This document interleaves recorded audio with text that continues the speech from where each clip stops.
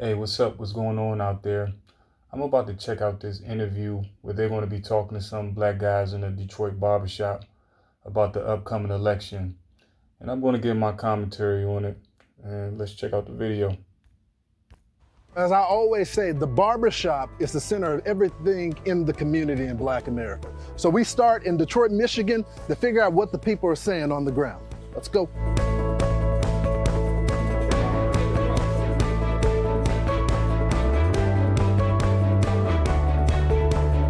If the election were held today, who would win the election? Kamala Harris. I think it's a coin flip at this time. I really do. I think the country is so divided, you wouldn't have numbers like you have if the country weren't divided between the two candidates. I agree with them. Like, I don't really think it's about Kamala, but I think it's more about Democrat, Republican, not necessarily her policies really, or her. But you have some people out there that just don't like Trump for various reasons. It's pretty much 50-50. I'm still in between myself. Yeah. There's a lot of decisions have to be made. Me being an entrepreneur and a father and a grandfather, I'm looking at what state my children will be in 10 years from now. At the end of the day, I'm Trump because my eyes open. I can see that he was doing a lot better than what we going through right now. You can't even go to the grocery stores right now without making a... Oh yeah, quick side note. That's like what a normal Negro barbershop is, just like that. You spend 2 hours in there and you ain't even got a damn haircut yet. A life decision on what you want to get. You know, you got to compromise. We don't have to go through that 4 years ago. You know, just being able to just live on a day-to-day basis, it has become a little harder at this point in time. It's really hard to put our economic condition now on any particular administration. In regards to the economy, I do think that Trump have some benefits as far as keeping our jobs right here. Right here in this country, not sending another job overseas. We're already going through enough crisis right here in our country, and I think the working class, we need more job security right here in this country. Who thinks immigration-wise, Kamala Harris is better? I don't have enough information about that question. That's fair. Who thinks Donald Trump would be better for the border? Let's face it, individuals are coming into our country, not just illegal, but they're criminals. The third issue is crime. Who do y'all feel like is the best candidate to handle crime in America? Kamala Harris absolutely would be the best. We have forgotten, the memory is so short right now. Was it not Vice President Harris who supported what? Defund the police? More black men. I was just about to say that. I think she was one of the people that was championing that train of thought. Voted for Donald Trump than any other Republican ever. So why is that? What is leading toward more support for him versus any other Republican? My brother is a firm Donald Trump supporter. There you go. And some things that he always says to me is that some of his principles, as far as abortion, as far as same-sex marriage, as far as those things, those are a lot of the sticking points that draw a lot of our black men. Sometimes us as brothers, black brothers, we feel like the other is better than we are. We would, to me, that's that slavery mentality, that master is better, and that we want to, well, hold on, Bishop. Are you saying that the brothers that I come from a different generation? I understand that. Are you saying that the brothers that subscribe to Donald Trump, that feel like he would be better, have a slave mentality? Many of us do still have a slavery mentality. I'm voting for master. I'm trying to cut the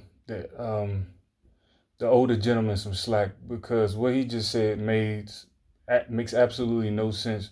Honestly, he sounds like a jackass. Now, I think when he says that, I think in my head, I think to a script, and I know some good men and women out there don't believe in the script or the good book, but it's one verse in there, and it's in Isaiah the 3rd chapter, verse 12. It talks about our leaders causing us to err, and this individual is an exact example of that. I'm just thinking in my head, how many people has he misled or gave some bogus information to, and just to cause them or just to have them in a certain mentality where they would, begin to think something like absurd like that. It absolutely makes no sense. And for him to say that, he just sounds like a complete idiot, honestly. Problem is, black people, we vote emotionally. That's not smart. We need to vote. We need to educate ourselves first. We got to stop this emotional, because that's what's wrong with the black race. We too emotional. I can't have a opinion without you being mad at me or something, or you upset when I say we got to come together. The presidency. I'm thankful that those two good men said that. Like, honestly, so-called black people get so emotional and so bent out of shape like that. I don't know why. I mean, you can't have a civil conversation with somebody about these particular topics without it getting out of hand. And honestly, our real source is not in these political parties. What's going to get us back and get us back on the righteous path is getting us back on track with the Most High. And the good men and the good women that know what I'm talking about out there know that that's going to be the only thing that's going to save us from this so-called situation that we're living in right now in this world. Now, if you want to look at it from a worldly view and you don't believe in that, hey, you can say, hey, I'm going to put my money behind this candidate. I'm going to get this voter block together and we're going to buy this candidate, and they're going to do what we say. But people don't, so-called black people do not think like that at all. I would say some do, but not all. Not a person. It's an institution to be protected. Okay, and I think we need to get back to that, understanding the position, understanding what the intended job is. Okay, it's not Kamala Harris, it's not Joe Biden, it's not Donald Trump, right? It's the United States of America. That was great. I want to go to that barbershop. It was so much fun. As you can see, the tension got up at points of it, but it's an authentic conversation. And I left with 50% of them are going to vote for Donald Trump and 50% of them are going to be for Kamala Harris. Right. Still some undecided people in there as well, but the one consensus that you continue to hear is about the Trump economy, the Trump economy, the Trump economy. Sure. The other thing you hear, at least for some of the people that are going to vote for Kamala Harris, is that they want to be a part of the history of the first. And I guarantee you, I know who's saying that. These older folks in there, and again, I don't want to be disrespectful, but hey, it's time for them to move aside with some of them, because they've been spewing the same rhetoric, the same talk. We voting for history, identity politics. That gets so-called black people nowhere. Black woman being president. So there's a balance of economics versus history making going on. And the chick isn't even so-called black. I mean, she's Indian, which is a derivative of, black, but black is just a color. Anyway, that's a whole nother topic. But she doesn't even identify as so-called one of us anyway. So I don't know. That's another thing to what the good man was saying. Like, black people get too emotional about stuff and don't think straight sometimes. I think what mattered the most to them, it sounds like, keeping jobs in America and paying for groceries at the grocery store, for prices to go down so they would have more money to feed their families. And then the one guy said about Kamala Harris, I don't have enough information on her stance on immigration. Like, how much time do you have? Because we could inform you. I was thinking the same thing, but at least he was being honest and then just make up some cockamamie thing.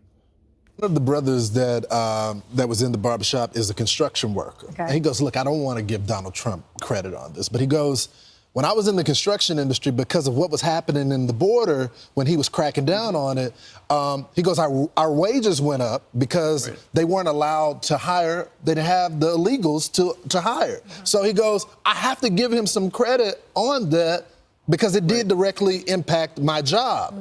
And I think that's what it's going to come down to as the race settles down. We're almost getting close to 2 weeks out.